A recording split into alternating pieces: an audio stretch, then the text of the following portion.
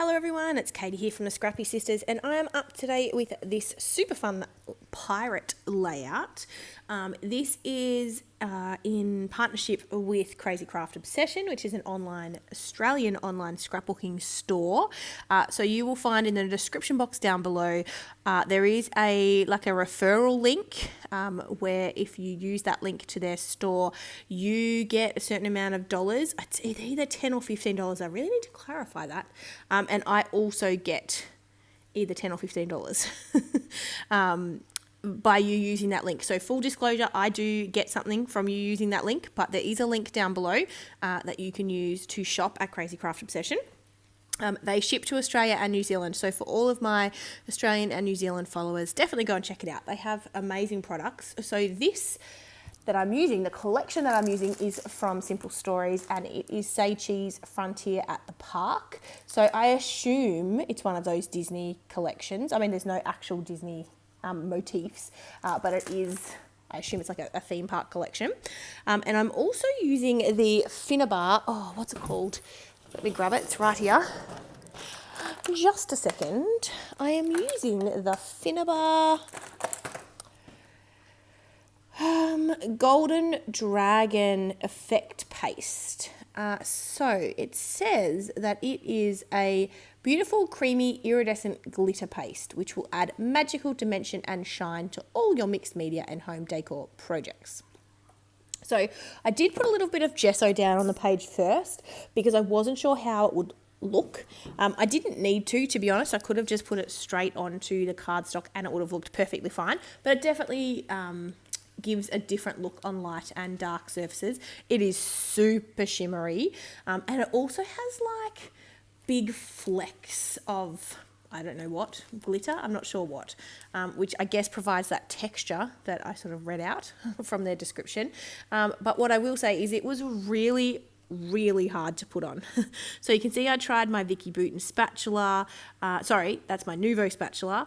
I tried my baby wipe, which is the technique I use for the gesso, and they were it was just really hard to apply. So I don't know if I was doing it wrong. I mean, I got a lot on there and the effect looks amazing. It just wasn't easy, but maybe it's not supposed to be easy. I don't know. I should probably do a little bit of YouTubing to see if I can get some tips on how to use it. But the effect is pretty cool. So I was sort of going for the whole kind of treasure vibe with the gold, with this pirate layout. You can see I've chosen a very dark black pattern paper with the skull and crossbone motif on it.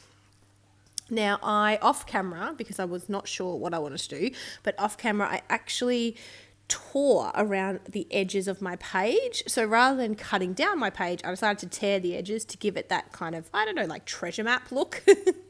And it looks really cool. I'm really happy with it. What I'm also doing is, as part of the Crazy Craft Obsession Facebook group, there's a monthly challenge. And this month's monthly challenge is Cass has picked 5 things, and then you need to get at least 3 of them on the layout. So one was a long title, which I'm classing my cut file as. One was washi tape, and one was mixed media. So they're the 3 that I've chosen to go with. So that's what I'm doing. I am being a little bit sneaky. I am adding the super old washi, and I am adding it to kind of the edges of my page, and it's just going to peek through. So it is very subtle, but it's there, but it's subtle, but that's okay. So that's what I'm doing. That's how I get the washi on the page. I'm also using a really thin washi, which I love. I don't use washi at all anymore. I've got so much of it. It's one of those things, don't you reckon? Like a few years ago, maybe 5 years ago, 4 or 5 years ago, it was just everywhere, washi tape. Everyone was buying it. Everyone was bringing it out. There was so much of it, and I collected so much of it. And you just don't use, like, even when you put it on a layout, you just don't use much of it. And so, yeah. Anyway, I've got heaps of washi tape. This is also something that I like to do. So you can see I have cut out a cut file on this. Clearly it's a Christmas cut file. And what I like to do is keep that white cardstock that I've cut my cut files out of and use them as like mats for my layouts. So that's, just a tip. If you cut files, it's a nice way to not waste supplies. And you can definitely, I like that effect of the border when you're using pattern paper. I guess similarly the other way around when using white cardstock, when you put a pattern paper border around, I think it looks cool. So this is a cut file, A Pirate's Life for me. Pretty sure it's from Pear Tree Cut Files, I think. It's a relatively recent acquisition of mine. My son is obsessed with pirates. He wears this costume any chance he gets, and just loves it. So we've been, fostering his love of pirates. We got him like a steering wheel or a ship's wheel, for his climbing frame thing outside, which he loves. And then we also got him a hook, which you will see in one of my other layouts. I don't know which one's going up first. We got him a hook, and then I have got him, spoiler alert, not that he's ever going to watch this before Christmas this year, but I got him some pirate toys for Christmas this year too, which I think he's going to really enjoy. Now I am using my Nuvo glue to stick down my cut file and all my photos and everything like that, because this has got a lot of mixed media in the background. I just wasn't convinced that my regular ATG tape would stick particularly well to this surface. So bought out the Nuvo Deluxe adhesive, which is good, works fine. I'm using it up. I like this glue. I would say it's probably my second favourite glue. I would go so far as to say that. But the Art Glitter glue is still my favourite and will always be so far. Nothing has pipped it at the post yet. So you can also pick up Art Glitter glue, shameless plug, at Crazy Craft Obsession. They have the larger ones that you can refill your smaller containers as well, and they have like the metal tips for the glue. I haven't got myself one yet. I totally forgot to put it in my last order, which was so annoying. So I'll need to add that to my future order. They also have this really cool thing, which I've not seen another company do before. I'm sure maybe other people do, but it's great. And they call it box shipping. And so you can purchase things as they come out so you don't kind of miss out on them. And then you can select box shipping, and Cass and Jacques will just hold it for you at their shop until you've filled your box. And then they post it out and you pay like a set postage fee. Which I loved, and I did that recently because I bought lots of Jessica's gifts for her crafty advent calendar through them, and it was super handy because I could just shop and then add it and then come back later. Sorry, that's my dog deciding that someone's probably out the front of our house walking past with another dog. Sorry about that. But yeah, box shipping, fab. Love it.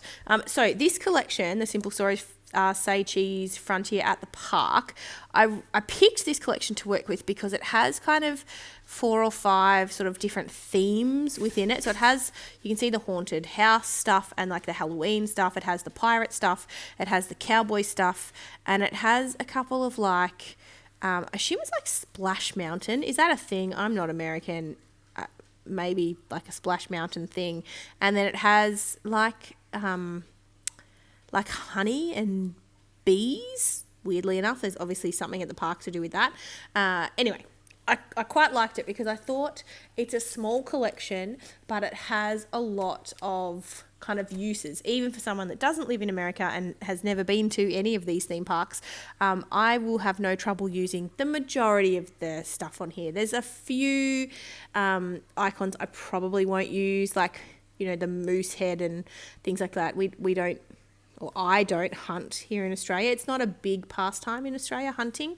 It is around, of course, but it's not massive. And we also don't have those large animals anyway. The biggest things we have here are deer. But yes, otherwise, I think I will get use out of most of these things. So that's what I'm doing. I'm creating some clusters. I've got kind of 3 main clusters, but I definitely have a few extra little bits that I've popped around. I actually popped a sword ephemera piece on top of the sword in the cut file, just because I could.